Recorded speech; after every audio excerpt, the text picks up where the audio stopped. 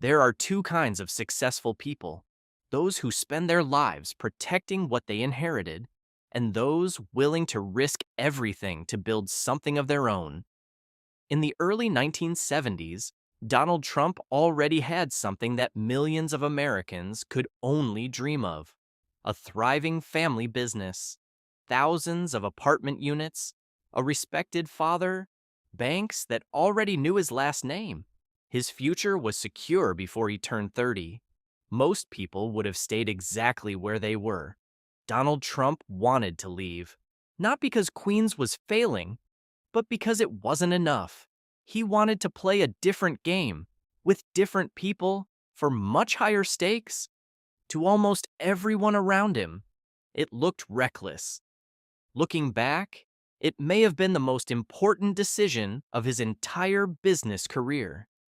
Because the story you're about to hear isn't about moving across a river, it's about leaving the shadow of one empire to build another. In our last episode, we watched Donald Trump learn one of the hardest lessons in business. Power doesn't always belong to the richest man. Sometimes, it belongs to the man who understands people better than anyone else. Roy Cohn taught Donald how influence worked. Fred Trump taught him how real estate worked. But neither of them could answer one question: what kind of man was Donald Trump going to become? For years, he had lived inside a world built by his father. The buildings carried the Trump name. The employees respected the Trump family. The banks trusted Fred Trump. Everything around Donald represented stability, security, predictability. Most fathers spend their lives trying to create exactly that for their children. Most children would have been grateful. Donald wanted something else. He wanted to build a reputation that didn't begin with the words, Fred Trump's son. That ambition would eventually take him into Manhattan, a city that, in the early 1970s, was collapsing faster than almost anyone believed possible. Ironically, Donald Trump didn't arrive in Manhattan when it was fashionable. He arrived when much of the country believed New York's best days were already over. That decision changed his life. And, decades later, it would change American politics as well.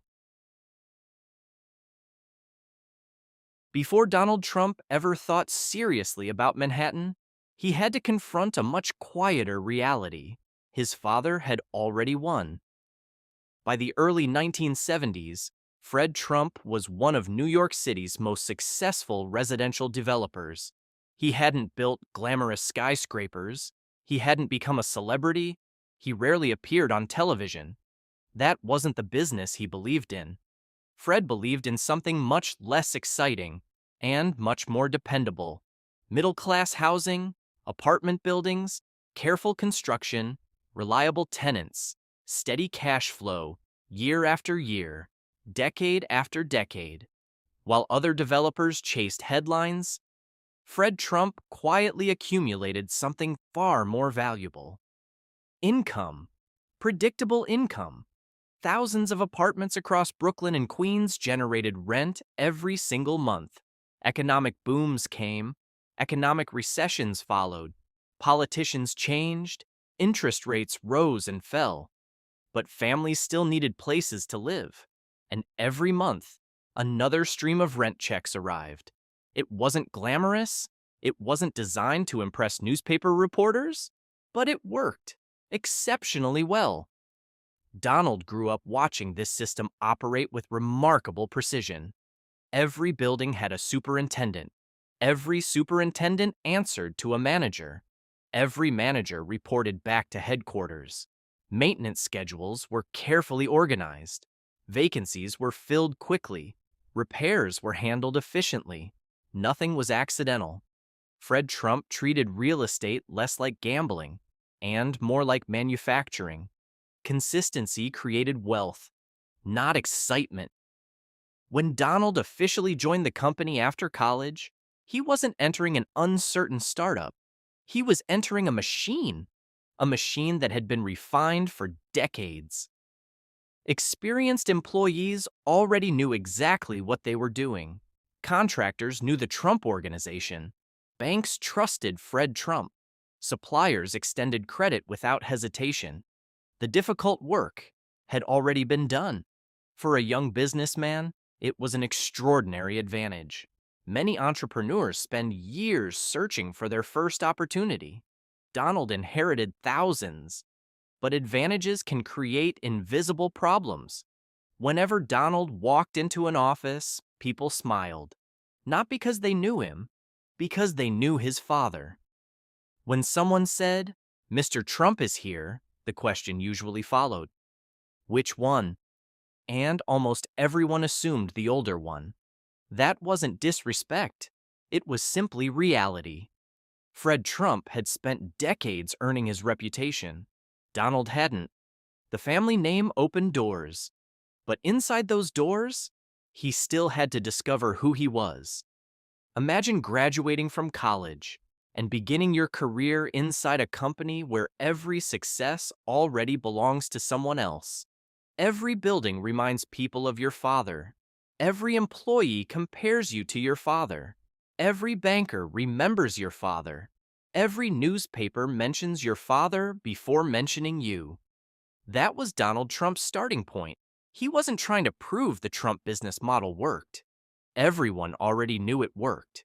He wasn't trying to convince lenders the family understood real estate. They already believed that.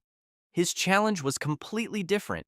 He needed people to believe that Donald Trump himself was capable of building something equally important. That goal sounds simple. In reality, it may have been one of the hardest challenges any second-generation businessman can face. Because inheriting success is very different from creating it. At first, Donald tried learning everything he could inside the family company. He visited construction sites, he met contractors, he reviewed financial statements, he walked apartment complexes, he listened to tenant complaints, he watched his father negotiate. Every day became another lesson. Fred rarely wasted words. He believed experience was the best teacher. If a boiler failed, Donald needed to understand why. If a roof leaked, he should know how much repairs would cost. If vacancy rates increased, he should understand what caused it. Real estate wasn't just buying land. It was operations, maintenance, cash flow, taxes, insurance, financing, discipline. Donald absorbed those lessons quickly. Even people who later disagreed with his style generally acknowledged something important. He didn't begin his career knowing nothing. He learned the business from someone who had spent a lifetime mastering residential real estate. Yet something continued to bother him. Queens was predictable, almost too predictable. The buildings looked similar. The projects followed familiar patterns. Success meant building another apartment complex, then another, then another. It was an excellent business. But Donald wasn't sure it was his business. Every time he drove west toward the East River, he could see another skyline rising in the distance. Manhattan, the financial center of America, the headquarters of global corporations, luxury hotels, corporate law firms, investment banks, television networks, national newspapers, the people who shaped America's conversations, weren't gathering in Queens. They were gathering there, across the river. Donald began asking himself a dangerous question. What if the future of the Trump name wasn't in the neighborhoods his father had already conquered? What if it was waiting somewhere else?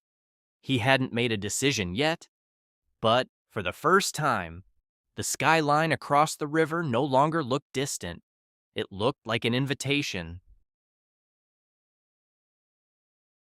Every city has an invisible border, not the kind you see on a map, the kind that exists inside people's minds. In New York, during the early 1970s, that invisible border was the East River. On one side stood Queens, on the other, Manhattan. The distance between them was only a few miles, but in ambition, They were worlds apart. Queens was where families built stable lives. Children rode bicycles on quiet streets. Apartment buildings stretched block after block. Developers measured success in occupancy rates and rental income. It was practical, reliable, comfortable. Manhattan played by completely different rules. Nobody talked about boiler repairs. Nobody argued about replacing sidewalks. This was the island where billion-dollar deals were discussed over lunch, where lawyers negotiated mergers, where bankers decided who would receive financing, where newspaper headlines could create fortunes or destroy them overnight.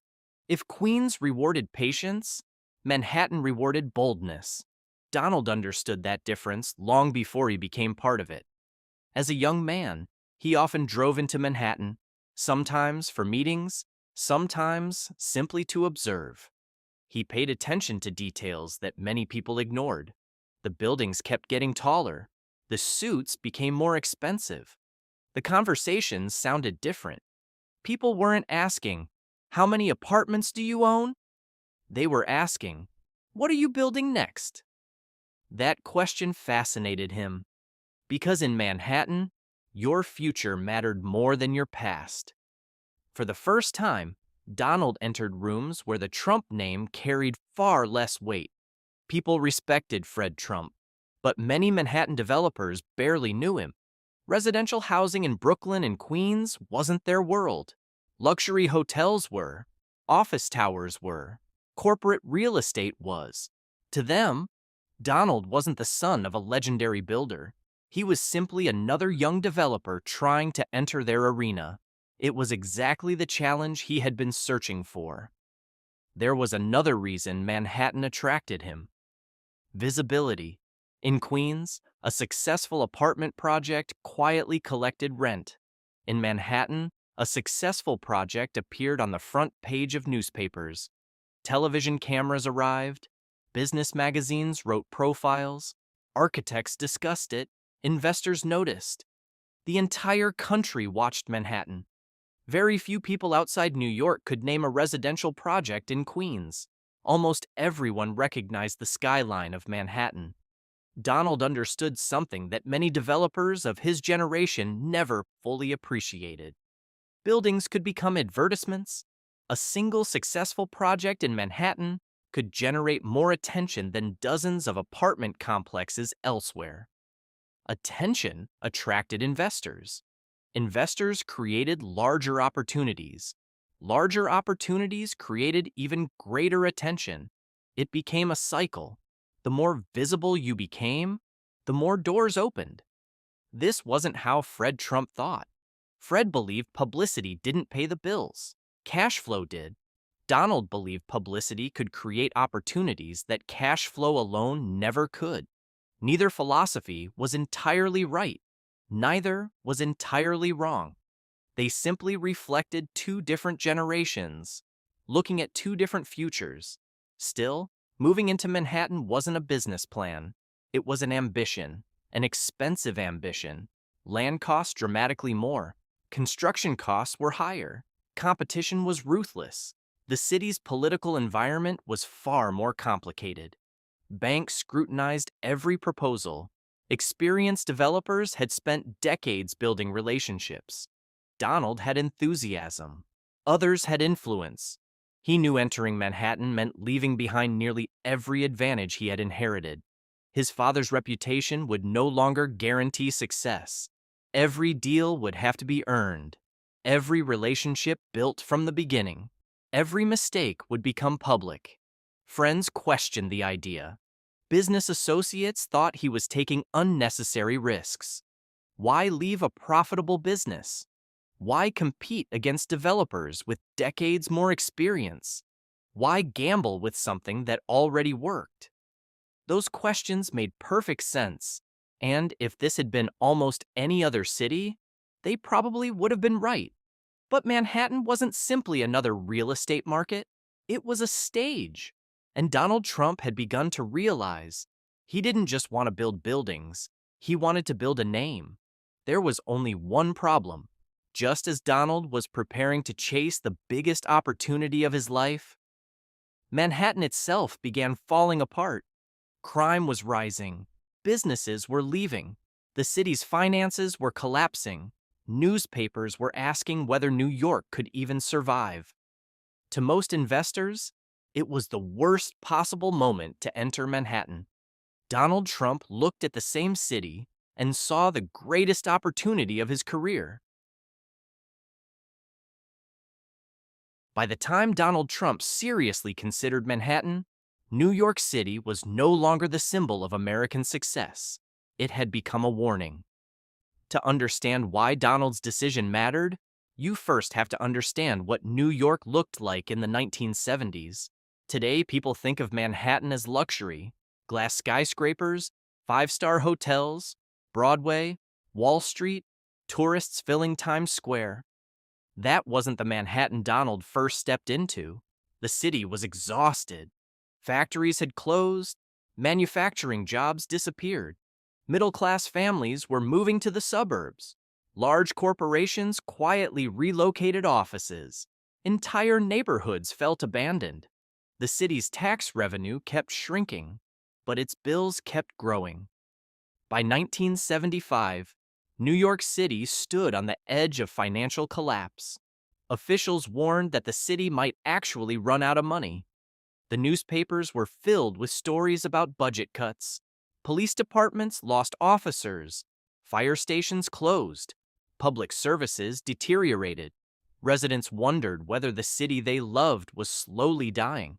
Crime climbed higher. Graffiti covered subway cars from one end to the other. Broken windows remained broken. Entire blocks looked forgotten. Visitors arriving at Penn Station or Grand Central often received the same advice: be careful, don't stay out late, watch your wallet. For millions of Americans watching television, New York no longer represented opportunity. It represented decline. The national media reflected that mood. In October 1975, one newspaper headline became famous across America: Ford to City, drop dead. Although President Gerald Ford never actually spoke those exact words, the headline captured what many Americans believed. Washington wasn't going to rescue New York. The city would have to save itself, or fail trying. Investors paid attention.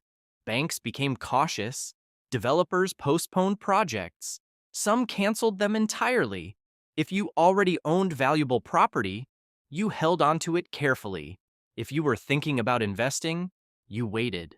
Nobody wanted to be the last person buying into a collapsing market. Except Donald Trump. While experienced businessmen saw danger, Donald kept asking a different question: what happens if everyone else is wrong? It wasn't blind optimism. It was a pattern he had learned from watching his father. Fred Trump rarely chased booming markets. He preferred buying when others were afraid. When construction slowed, building materials often became cheaper. When lenders became nervous, good opportunities sometimes appeared at prices no one would have imagined just a few years earlier. Donald had grown up hearing that lesson. Now he was beginning to apply it in a completely different arena. He drove through Midtown again and again. He didn't ignore the empty storefronts. He noticed them. He didn't pretend the city wasn't struggling. He saw the struggle clearly, but he also noticed something others overlooked. The streets were still full of people. Grand Central Terminal still connected millions of commuters. Wall Street hadn't moved. The headquarters of major corporations were still there. Broadway was wounded, not dead. The foundations of Manhattan remained. Donald began asking himself another question: if New York eventually recovers, who will own the city when it does? That question changed everything. Most investors were asking, how much could I lose? Donald was asking, how much could I gain if everyone else is too afraid to act? Those are very different questions. History has shown that periods of crisis often create extraordinary opportunities, but only for people willing and financially able to take risks others avoid. Donald believed New York's decline would not last forever. Cities this important, he thought, did not simply disappear. They reinvented themselves. If he could enter Manhattan during its darkest years, he might still be there when brighter years returned. It was an ambitious theory. Now he needed a project large enough to prove it. He didn't have to wait long. Just a few blocks east of Grand Central Terminal stood a once proud hotel. Its lobby had grown quiet. Its rooms had become outdated. Its future looked uncertain. Most people walked past it without a second glance. Donald Trump stopped and stared. Its name was the Commodore Hotel. He didn't yet know it, but the next chapter of his life was standing right in front of him.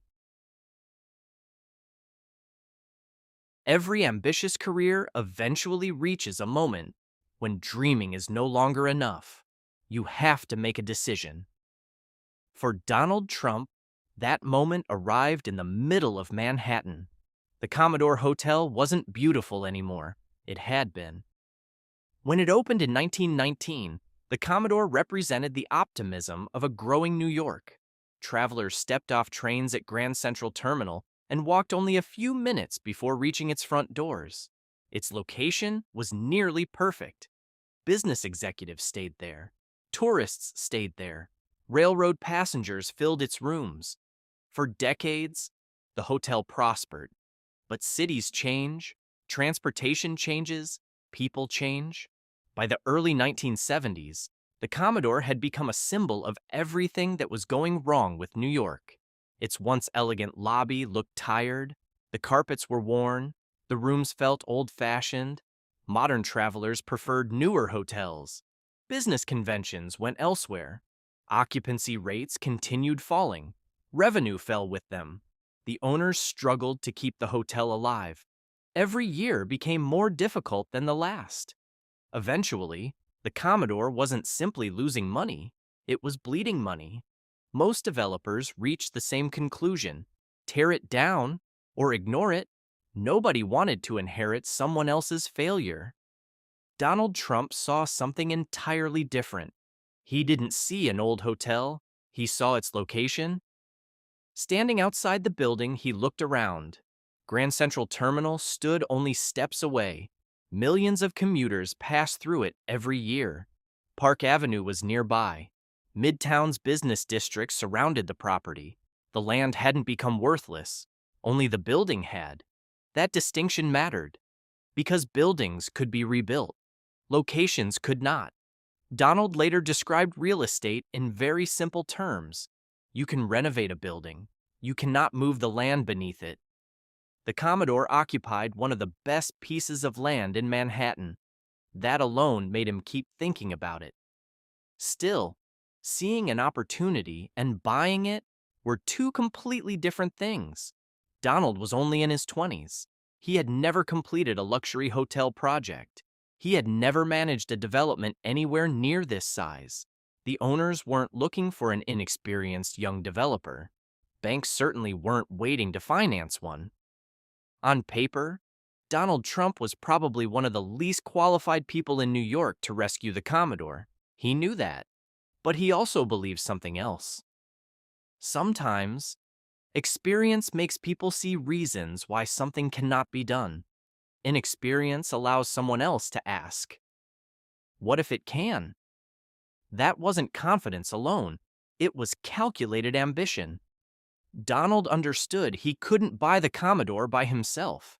He didn't have enough money. The Trump Organization was successful, but its strength lay in residential apartments, not billion-dollar commercial redevelopments. This project required something entirely different: major financing, political cooperation, a respected hotel operator. Without those three pieces, there would be no deal. Instead of walking away, Donald started making appointments. He met lawyers, he met bankers, he met city officials, again and again and again. Some meetings lasted only minutes, others ended politely with rejection. Several executives listened to the young developer, then quietly concluded he was aiming far beyond his experience. The answer was often the same: No, no financing, no partnership, no interest. For many people, that would have ended the story. Donald treated every rejection differently. He left each meeting asking himself another question. If this person can't help, who can? He wasn't looking for one miracle. He was assembling pieces, one relationship at a time, one conversation at a time, one introduction at a time. This approach reflected something he had been learning over the previous few years. Large projects are rarely completed by one individual. They are built through coalitions, developers, banks, government, law firms, architects, contractors, investors. Every successful deal depends on aligning people whose interests are completely different. Donald didn't yet have all those relationships, but he was beginning to understand how they worked. Then one possibility emerged that changed everything. If an established international hotel company agreed to operate the property, banks might become interested. If banks became interested, the city might begin listening. If the city listened, the project might actually become possible. Donald had found his next objective. He no longer needed to convince everyone. He needed to convince the right partner. And among the world's hotel companies, one name stood above many others. Hyatt. If Hyatt believed in the Commodore, perhaps everyone else would too. Donald knew exactly where he needed to go next. The question was, could he persuade one of the biggest names in the hotel industry to bet on a young developer that almost nobody in Manhattan knew? A great idea means nothing if nobody believes in it. Donald Trump understood that. By now, he had spent months studying the Commodore Hotel. He believed the location was extraordinary. He believed New York would eventually recover. He believed the building could become one of Midtown's finest hotels again. There was only one problem. His opinion wasn't enough. Banks don't lend hundreds of millions of dollars because one young developer feels optimistic. They lend money when risk begins to disappear. Donald needed someone whose reputation was stronger than his own. Someone who could make lenders think, if they're involved, maybe this project is real. That someone was Hyatt. Founded by the Pritzker family, Hyatt had already built a reputation as one of America's fastest-growing hotel companies. Unlike many older hotel chains, Hyatt represented something modern: clean architecture, contemporary design, luxury aimed at business travelers. Exactly the kind of image Donald believed the Commodore needed. He wasn't asking Hyatt to manage an old hotel. He was asking them to help create a completely new one. Getting a meeting was difficult. Convincing them was even harder. Donald wasn't an established Manhattan developer. He had never completed a major hotel. He didn't have a portfolio of luxury properties to present. What he had was conviction. During meetings, Donald rarely sold the existing Commodore. He sold its future. He spoke about Grand Central Terminal, about Midtown's business district, about the millions of commuters passing the building every year, about New York's inevitable recovery. Most people saw a failing hotel. Donald described a future landmark. He wasn't trying to convince Hyatt that the Commodore was successful. It clearly wasn't. He was trying to convince them that it could become successful. That difference mattered. Executives inside Hyatt listened carefully. They asked difficult questions. How much would redevelopment cost? Who would finance it? What incentives could New York provide? How long would construction take? Would business travelers really return? Donald didn't have every answer.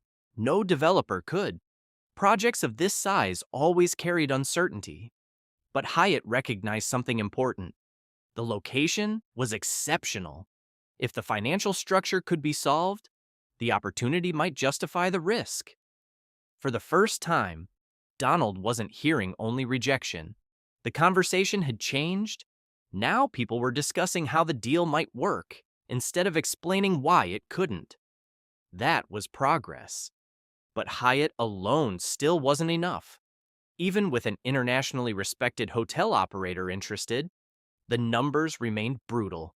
Redeveloping the Commodore would require enormous capital. The project simply didn't make financial sense under normal circumstances. Construction costs were too high, taxes were too high, expected returns were too low. Private investors couldn't close the gap by themselves. Donald realized the next negotiation wasn't with Hyatt. It was with New York City. Many Americans later misunderstood this part of the story. Some imagined the city was simply handing money to a young developer. The reality was more complicated. New York itself had a problem. The Commodore continued losing value. The surrounding area suffered. An empty or failing hotel next to Grand Central helped no one. Not the city, not local businesses, not commuters, not property owners. City officials faced a difficult choice: leave the building exactly as it was and continue watching it decline, or encourage private investment that might bring jobs, tax revenue, and economic activity back to Midtown. This wasn't just a real estate negotiation, it became a public policy debate. Could temporary tax incentives create long-term economic growth? Supporters believed they could. Critics argued taxpayers were giving away too much. Those arguments would continue for years. Donald understood something many young developers never learn. The biggest real estate projects aren't decided only inside boardrooms. They're also decided inside government offices. Politics and business often meet at the same table. Winning Hyatt had opened one door. Now he had to open another. If he could persuade New York City to support the redevelopment, the impossible might suddenly become possible. The young developer from Queens was about to enter the most important negotiations of his career. And this time, the people across the table weren't hotel executives. They were the officials responsible for helping save New York City itself. The negotiations lasted months. Some days, progress seemed possible. Other days, the entire deal appeared ready to collapse. This wasn't simply a business transaction anymore. It had become one of the most closely watched redevelopment proposals in New York. Every participant wanted something different. Hyatt wanted a hotel that could compete with the best in America. Banks wanted confidence that their loans would be repaid. City officials wanted jobs, investment, and a visible sign that Midtown wasn't dying. The owners of the Commodore wanted to recover as much value as possible. Lawyers argued over contracts. Financial advisors debated projections. Government officials reviewed tax proposals. Every page created another question. Every answer created another negotiation. Donald Trump spent countless hours moving from one meeting to another. One morning, he might be sitting with bankers discussing financing. That afternoon, he would be speaking with city officials. The next day, he was back with Hyatt executives. The project had become a giant puzzle. No single piece was enough. Every piece depended on the others. If one agreement failed, the entire structure could fall apart. For a young developer in his early 30s, it was an education no classroom could have provided. Donald gradually realized something that would shape the rest of his career. Large real estate projects weren't won by having the most money. They were won by bringing together people who needed each other. A city needed investment. Investors needed opportunity. Banks needed confidence. Hotel operators needed locations. Developers existed to connect them all. That lesson stayed with him for decades. Eventually, the negotiations reached a breakthrough. New York agreed to provide a long-term property tax arrangement that made redevelopment financially possible. Hyatt committed to becoming the operating partner. Financing finally came together. The impossible deal was suddenly real. Construction began. The old Commodore disappeared behind scaffolding. For months, workers stripped away decades of decline. Outdated interiors were demolished. Mechanical systems were replaced. Rooms were redesigned from the ground up. The exterior changed dramatically. Instead of the aging brick facade that had symbolized New York's decline, a sleek reflective glass exterior began rising above 42nd Street. People walking past Grand Central Terminal stopped to watch. The building looked nothing like the old Commodore. It looked modern, confident, optimistic. Exactly the image Donald wanted. When the hotel reopened in 1980 as the Grand Hyatt New York, it wasn't just another hotel opening. It became one of the first major signs that private investment was returning to Midtown Manhattan. Business travelers came back. Convention guests returned. The surrounding neighborhood began attracting new attention. For New York City, it represented something larger than one successful project. It suggested that Manhattan might not be finished after all. For Donald Trump, it changed everything. Until then, most people outside New York's real estate industry had never heard his name. Now, newspapers across the country were writing about the young developer who had transformed one of Manhattan's most troubled hotels. Television cameras arrived. Magazine interviews followed. Business reporters wanted to know who he was. For the first time, people weren't introducing him as Fred Trump's son. They were introducing him simply as Donald Trump. That distinction meant more than any single building. The Grand Hyatt generated profits, but it also generated something far more valuable, a reputation. Developers began taking him seriously. Banks returned his phone calls more quickly. Investors became curious. Larger opportunities appeared. Success created credibility. Credibility created even bigger opportunities. Donald had discovered something few businessmen fully understood.